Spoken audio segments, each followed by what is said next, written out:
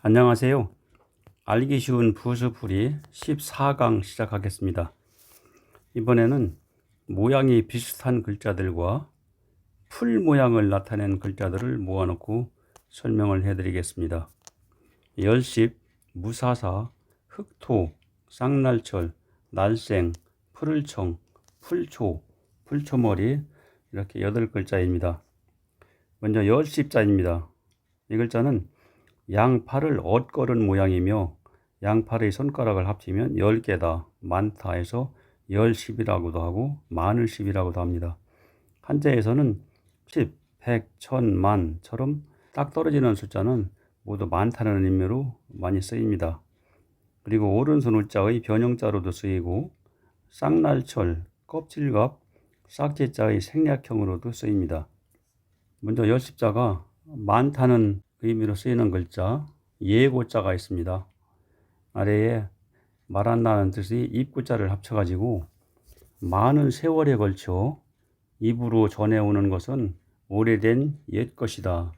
그래서 오렐구라고도 하고 예고라고도 하는 글자입니다. 다음에 군사줄자 위쪽 부분은 이 오드자가 변형된 글자입니다. 여기에 많다는 뜻의 열십자를 합쳐가지고 뜻은 많은 사람들이 똑같은 옷을 입고 전쟁을 하는 군사다. 즉 쫄병들을 의미합니다. 그리고 오른손 우자가 열십자로 변형된 글자 낮을 빗자가 있는데요. 위쪽 부분은 그 술을 푸는 바가지 모양의 글자입니다. 여기에 오른손 우자가 변형된 열십자를 합쳐가지고 손으로 잡고 있는 그 술 푸는 그릇인 바가지는 찌꺼기 같은 것이 묻어서 지저분하여 품위가 낮다는 뜻의 글자이고요. 가죽 혁자는 위쪽 부분은 20을 나타내는 많다는 뜻의 글자이고 가로로 길게 그은 네모는 털이 붙어있는 상태의 날가죽을 뜻하고 밑에 있는 열십자는 오른손 우자가 변형된 글자 이걸 합쳐가지고 털이 있는 그 날가죽에서 많은 털을 손으로 뽑아내어 털이 없는 가죽으로 바꾸었다 해서 가죽혁이라고도 하고 바꿀혁이라고도 하는데요. 털이 없는 상태의 가죽은 가죽혁, 털이 붙어있는 가죽은 가죽피라고 합니다. 다음은 싹이 나오는 모양인 이 쌍날철자의 양쪽 날개를 생략하고 열십자로 쓰고 있는 글자 갈라질 지자가 있습니다. 아래에 손을 나타내는 오른손 우자를 합쳐가지고 싹이 난 것처럼 보이는 대나무 가지를 손으로 제거하여 대나무 가지가 줄기에서 갈라진다는 뜻입니다. 다음은 껍질갑자의 큰 네모를 생략하고 열십자로 쓰고 있는 글자가 있는데요. 껍질갑자는 우리가 갑옷갑자라고 그러죠. 원래의 모양은 땅에서 싹이 나올 때 머리가 두 쪽으로 갈라지며 그 껍질을 뒤집어 쓰고 나오는 모양인 껍질갑자인데 이 글자 모양이 갑옷과 비슷하다고 해서 혼자 쓰일 때만 갑옷갑이라고 합니다. 껍질갑자의 큰 네모를 생략하여 열십자를 쓰고 그 위에 해일자를 이렇게 합쳐놓은 글자가 이를 조자인데요. 이 뜻은 껍질을 뒤집어 쓰고 돋아나는 싹처럼 해가 돋아오르는 이른 새벽이다 해서 이를조, 새벽조라고 쓰이는 글자입니다. 다음은 싹제자가 열십자로 생략된 글자 있는데 이 싹제자도 우리가 제주제자라고 하지요. 한일자는 땅의 모양이고 그 아래 부분은 땅 밑에 나 있는 뿌리 모양, 위쪽은 싹의 모양입니다. 그래서 이 뜻은 식물의 씨앗은 땅 밑에 뿌리를 내리고 땅 위로는 싹을 틔우는 재주가 있다 해서 혼자 쓰일 때만 재주제라고 하고 다른 글자하고 합쳐 쓰일 때는 싹재의 뜻으로 쓰입니다. 이 글자를 열십자를 생략하고 여기에 창과자를 합쳐서 해할제라고 하는 글자가 만들어져 있는데요. 이 뜻은 초목의 싹을 창, 칼 따위로 잘라 해친다, 해한다는 뜻의 글자입니다. 이 글자가 쓰이는 글자 보면 밑에 나무 목자를 합쳐가지고 심을제라고 하는 글자가 있어요. 이 뜻은 나무의 가지를 해치듯이 잘라서 싹이 나오게 심는다, 즉 꺾고지 한다는 뜻의 글자입니다. 다음은 무사사자입니다. 이건 무사가 지니는 도끼 모양을 그려놓은 글자인데요. 여기서 길게 의게 그은 부분은 이 도끼의 자루 모양이고 아래에 그은 거는 도끼 모양, 세로로 그은 거는 도끼 자루의 도끼를 연결해 놓은 모양의 글자이네요. 그리고 이 무사가 벼슬을 하여 임금을 지키는 선비가 된다 해서 선비사라고도 씁니다. 장식이나 주름살 모양으로도 쓰고 갈지자와 날줄자의 변형자로도 쓰입니다. 먼저 무사의 뜻으로 쓰이는 글자 기랄 길자가 있네요. 아래에다 입구자를 붙여가지고 훌륭한 무사의 말을 따르면 전쟁에서 이겨서 좋다, 길하다. 길하다는 좋다는 뜻입니다. 또 왼쪽 편에 평상장자를 붙여가지고 장할장자가 있는데 전장에 나갈 때 평상 위에 재물을 올리고 제사를 지내는 무사의 모습이 장해 보인다, 씩씩해 보인다. 장하다는 씩씩하다는 뜻입니다. 그리고 이 글자가 장식 모양으로 쓰이는 글자 악기 세울 숫자가 있습니다. 위 부분은 장식의 모양이고 가운데 대문은 북의 모양, 밑에는 북의 받침대 모양 합쳐가지고 위쪽에 장식을 하여 받침대 위에 세워놓은 즉 올려놓은 악기가 북이다 해서 악기 세울 수라고도 하고 북수라고도 합니다. 이 글자가 쓰이는 글자를 보면 밑에다 입구자를 써가지고 기쁠의라고 쓰는데 이 뜻은 북을 치며 입으로 노래하여 기쁘다 그런 뜻이 되겠습니다.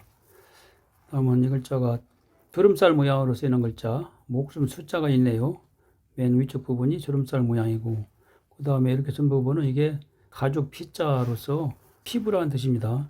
그 밑에가 만들공자, 한일자, 입구자, 법도준자 이렇게 합쳐가지고 많은 주름살이 피부에 만들어질 때까지 한결같이 법도에 맞게 먹고 하라며 오래 사는 목숨이다 해서 혼자 쓸 때는 목숨수라고 하고 다른 글자 합쳐 쓰이면 많은 주름살이라는 뜻으로 쓰입니다.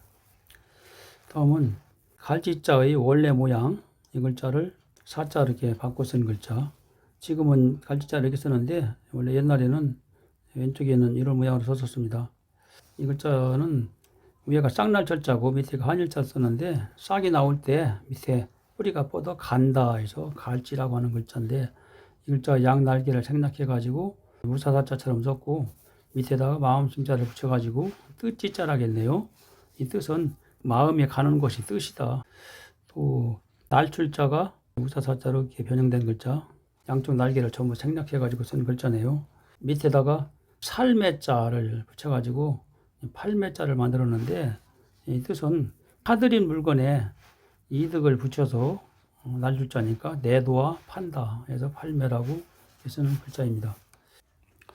그러면은 흑토자인데요. 이 글자는 그 토지신에게 제사 지내기 위해 땅 위에 쌓아놓은 제단이 흙으로 되어 있다 해서 흑토라고 하는 글자고 모일사자의 원래 모양입니다. 그리고 큰대, 털목, 갈지, 날줄자의 변형자로도 쓰이고요.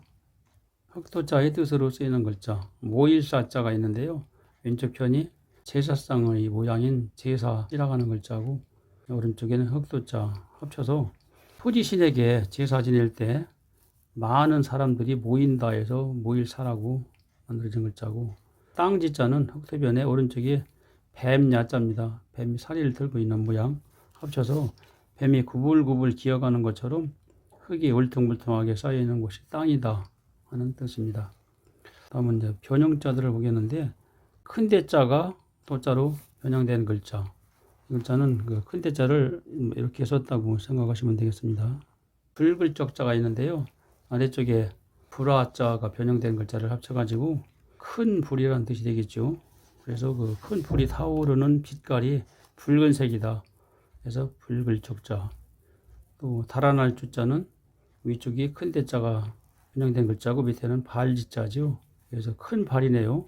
그러니까 이 글자는 큰 발걸음으로 달아난다. 그래서 달아날 주라고 하는 글자고 또 이 털모자가 이 토자로 변형된 글자가 있습니다. 늙을로자가 있는데요. 위쪽은 털모자가 변한 토자고 맨 밑에는 변화할 기자. 빛을별 길게 한 것은 지팡이의 모양입니다. 합쳐서 머리털이 하얗게 변하고 지팡이를 짚고 있는 사람이 늙은이다, 노인이다 그런 뜻이 글자이게 되겠습니다.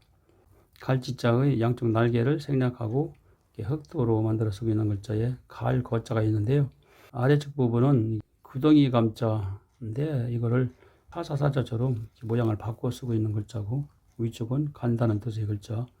그러니까 이 뜻은 사람이 구덩이 같은 그런 움집에서 나와서 다른 곳으로 간다 하는 뜻이고, 또 관청사자는 위쪽은 갈지자가 전형된 글자, 아래는 법도촌 합쳐서 일정한 법도에 따라 일을 해가는 관청이다. 그래서 다른 글자 합쳤을 때는 모두 관청사라고 하고, 또 속세와 다른 법도를 따르는 중들이 살아가는 게 절이다 해서 혼자 쓰일 때는 절사라고 합니다. 그 다음에 날출자, 양쪽 날개를 모두 다 떼어내고 소자처럼 쓴 글자, 노을노자가 있네요. 위쪽 부분은 날출자가 생략된 글자고, 아래쪽은 방자하고 오른쪽에 칠복자를 합쳐놓은 글자, 노을방이라고 하죠. 이걸 합쳐가지고 밖으로 나가서 놓아두면 제멋대로 논다. 그래서 원래는 제멋대로 놀 오자라고 하는 글자입니다. 그러면 쌍날 철자가 되겠습니다. 이 글자는 초목이 싹 터나온 모양을 본떠서 만든 글자고, 왼손 자자가 부수자로 되어 있습니다. 그리고 아래 이런 모양으로 생략되기도 합니다. 싹이 나온다는 뜻으로 쓰이는 글자, 날출자가 있네요.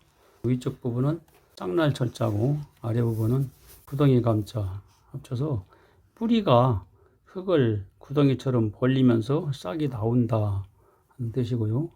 또 무일둔자는 위에 한일자는 그 흙덩이가 떠들리는 모양이고, 그 밑에 부분은 왼쪽에는 쌍날찰자, 아래 부분을 이렇게 구부려 놓은 모양입니다.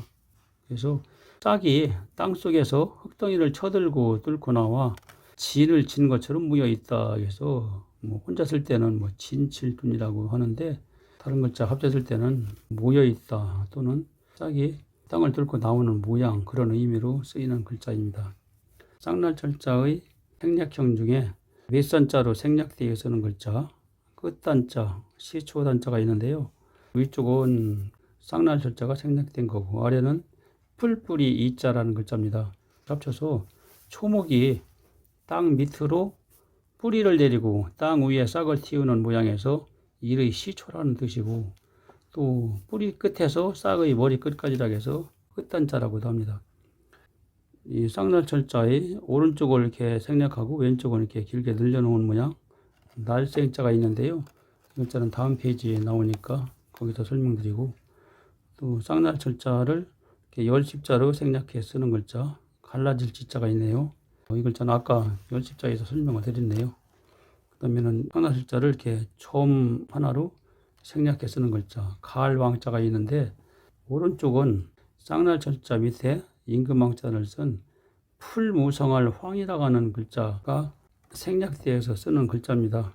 이 풀무성할 황자는 싹이 왕처럼 힘차게 자라서 풀이 무성하다, 그런 뜻의 글자고요. 여기에 간다는 의미의 조금씩 거를 저걸 합쳐가지고 풀이 무성하게 뻗어나가듯이 간다 해서 갈왕이라고 합니다.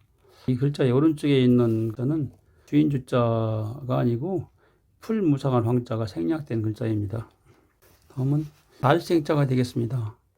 날생자는 쌍날철자, 이 모양을 오른쪽을 이렇게 생략하고 왼쪽을 길게 늘려놓은 모양이고, 그 밑에 흙도자를 합쳐가지고 싹이 흙을 뚫고 돋아난다 해서 날생이라고 했고, 싹이 나오는 것처럼 세상에 나와서 살아가는 사람 등의 뜻으로 씁니다. 그래서 날생, 사람생, 살생이라고 쓰는 글자입니다. 이 글자가 낳는다는 뜻으로 쓰는 글자, 성시성자가 있는데요. 여자 여자와 날생자를 합쳐서 태어난 아이에게 여자인 엄마의 성씨를 따르게 하던 옛날 모계주의 사회의 성씨를 의미합니다. 성씨 씨자는 부계주의 사회의 성씨고, 합쳐서 성씨라고 하는데 지금은 모두 부계주의니까 아버지의 성씨를 따르죠. 성품성자, 마음씨 편에 날생자를 합쳐가지고 태어날 때부터 지니고 나오는 마음이 성품이다, 성질이다, 성격이다, 그런 뜻의 글자가 되겠습니다. 생자가 사람의 의미로 쓰는 글자는 선생, 학생 이런 글자들이 있는데, 선생은 먼저 선자니까 앞서가는 사람이란 뜻이고, 학생은 배울 학자니까 배우는 사람이다, 그런 의미가 되겠습니다. 다음은 풀을 청자입니다. 풀을 청자 아래 부분부터 보면은 붉을 단자, 이 글자가 이 글자 쓸 때는 이렇게 모양을 좀 변형해서 쓰는 글자고, 위쪽은 방금 전에 배운 그 날생자의 왼쪽 부분까지 이렇게 생략한 글자입니다.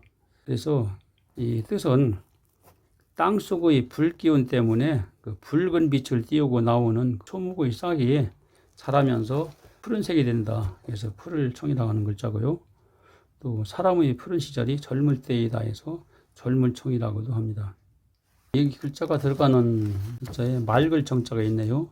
물수변에 푸른 청자를 합쳐가지고 물이 푸른 빛이 나도록 막다 뜻이고, 해일자를 붙인 갤 청자는 비가 그치고 해가 나와서 하늘이 파랗게 겠다.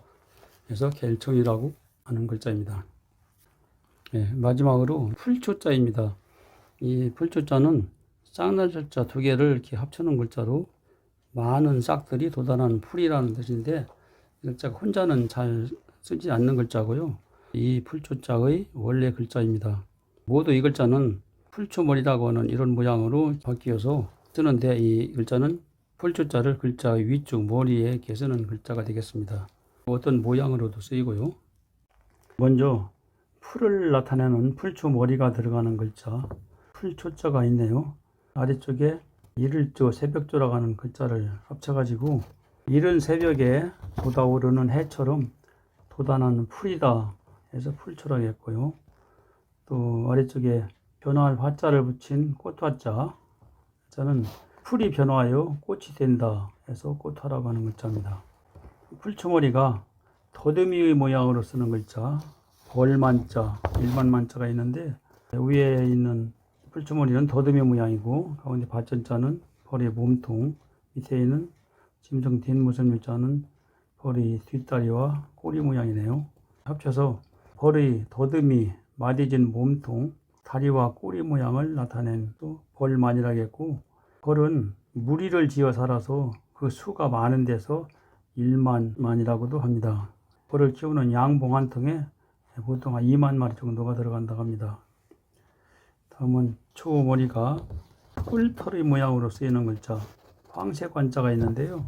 위에 풀초머리는 황새의 눈썹 같은 큰 뿔털 모양이고, 그 입구자 두 개는 큰 눈의 모양, 그리고 밑에 세 줄자를 합쳐가지고 이 뜻은 눈썹 같은 큰 뿔털과 큰 눈이 돋보이는 새가 황새다 해서 황새관이라고 하는 글자입니다. 그래서 이 글자가 들어가는 글자 보면은 앞에 나무 목자를 하면은 권새권자라고 하는데요.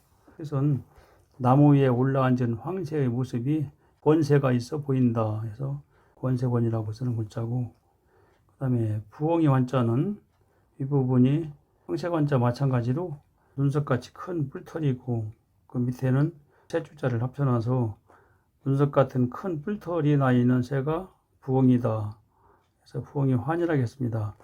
근데 부엉이도 큰 눈이 돋보이긴 하는데 밤눈만 밝고 낮에는 잘 보지를 못해서 그 황새관자에서 눈의 모양이 입구자 두 개를 뺀 그런 글자입니다. 그리고 이 글자가 쓰이는 글자는 밑에다가 걸구구자를 이렇게 합쳐가지고요. 예구, 오렐구 이렇게 쓰는데, 글자는 원래는 배가 절구통 같이 큰 부엉이의 모양이라 원래 부엉이 구자인데, 실제 쓰는 거는 부엉이는 밤에만 가끔씩 나타나서 본지가 옛날이다, 오래됐다 그래서 예구자, 오렐구자라고 이렇게 쓰고 있습니다. 다음은 풀초머리가 쌍상토 모양으로 쓰이는 글자 진실로 구자가 있네요. 위 부분은 쌍상토 모양이고 그 밑에 부분은 구불구자라고 이렇게 하는 자인데, 이 글자를 다른 글자 합쳤을 때 모두 쇠모를 이렇게 네모로 바꾸어서 씁니다. 몸을 구부린다 그런 뜻인데요. 합쳐가지고 머리를 쌍상토 모양으로 묶고 몸을 구부려 자신을 타이르듯 자책하는 모습이 진실해 보인다. 그래서 진실구라고 하고, 이 자가 쓰는 글자는 오른쪽에다가니 이렇게 칠복자를 이렇게 붙이면은 공경할 경자라고 하죠. 이 뜻은 진실한 사람이 되기 위해 자신을 매로 치듯이 스스로 다스려 다른 사람을 공경한다 해서 공경할 경이라고 하는 글자입니다. 그리고 풀초머리가 사냥뿔의 모양으로 쓰이는 글자 사냥뿔 환자가 있는데, 여기서는 풀초머리가 사냥뿔의 모양이고 가운데에 눈목자, 밑에는 발의 모양, 점 찍은 거는 꼬리 모양 이렇게 합쳐가지고 눈, 다리, 꼬리가 보이는 사냥의 커다란 뿔 모양을 나타내는 글자입니다. 이 글자도 위에다 진면자를 붙이면은 너그러울 관자라고 하는데요.